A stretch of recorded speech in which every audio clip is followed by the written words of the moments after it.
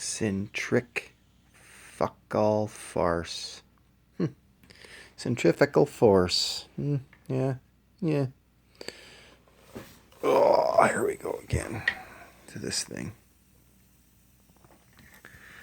Look at that. Look at it. It's going through there. Sands of time. Hourglass.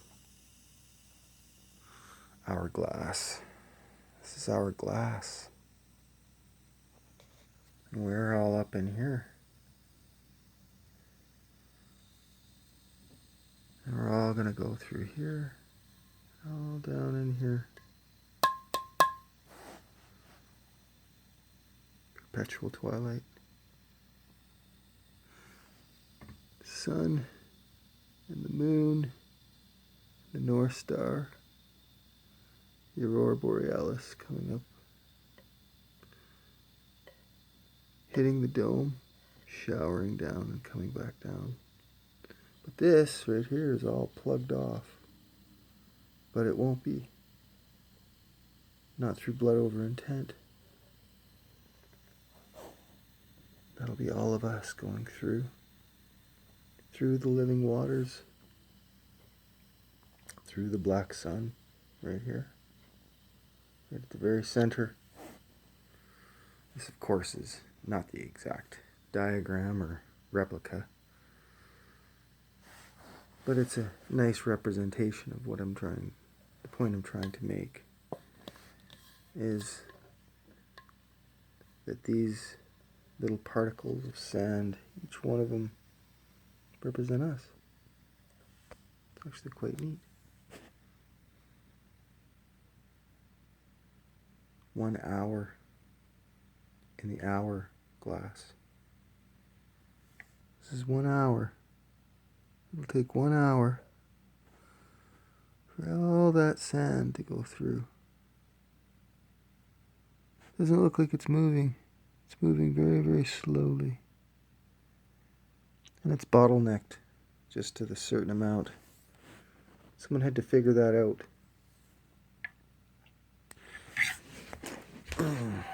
There it is. And we want to get through here to get the rest. So there'll only be little bits of sand that come first. That'll be us. 144 thou sand. Thou is sand going through. And once the 144 go through, this collar, this bottleneck will open up huge. And then the rest will follow suit. This half right here, with the yellow sun, that's a wasteland. Death. That's where death is. You live, you love, you laugh, you cry, you get angry, and you fucking die. It's pretty simple, no? People in the back of their minds, they know that scenario of their mortality always. It's always running. It's always running in background. Because they know one day that they're going to be dead. And they can tell themselves all the nonsense they want. But the truth is, there's only two perspectives that most have. And that's when you're dead, you're dead. You're a biological organism. You decompose. You go back into the ground. The worms crawl in, the worms crawl out. They play pinochle on your snout. And or the religious aspect of if you were a good person and you repent and all this stuff that you're going to live forever in this place. That's wonderful. But you got to be good and da-da-da-da-da. Well, that's nice too. But what would be the point of anything in that sense or that regard of good or bad, right or wrong, when they're just two sides of the same coin, light and dark? You see, we're so desensitized to death, we just accept that as a reality. But more so than anything else, we think that evil and good are two separate things. And I assure you they're not. And I'll explain.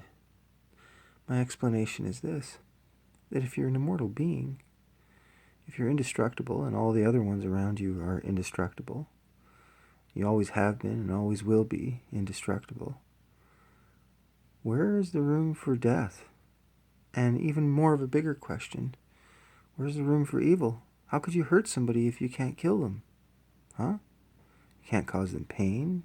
You can't cause them death.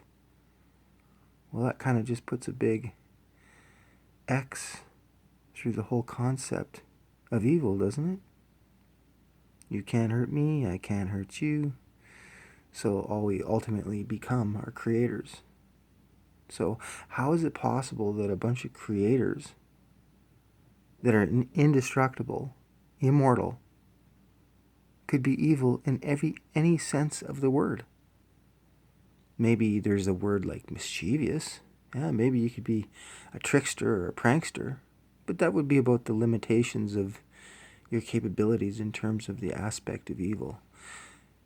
You can't destroy. You can't be destroyed. That's only for up here, in the wasteland, where the rotting corpses like yourself and myself are. Think about it.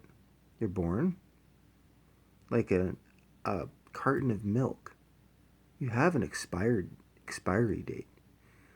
There's a predetermined amount of time that you will inhabit in this realm before you die or expire. You can be really healthy, work out, blah, blah, blah. You get hit by a bus. You could be like a total fucking needlehead, fucking scuzzbag, crack victim. And you could live for years. For some reason, you never died. For a long time. Then you got rehab, and then you went through rehab, and then you fixed yourself, and then you actually lived a long, lengthy life. Aside from the guy that was nonstop exercise, nonstop health, and everything, got hit by a bus. My point is, you know this. People know this, the contrast of this. So it really doesn't matter what you do when your number's up, isn't it? And people know that too. So it's the insanity of that running background in our minds that causes all sorts of conflict with people. And they can say whatever they want. They can change the subject any way they want. They can say it's ridiculous, anything they want. But one day, one way, somehow, some way, death is gonna find them. And they know it. They squirm when they're on the hook. They squirm before they hit the hook. And when they're in the water and the fish eats them, it's fucking game over. You know it, I know it, they know it. So stop being little children about the whole thing. Grow up. Stop being little fucking kids.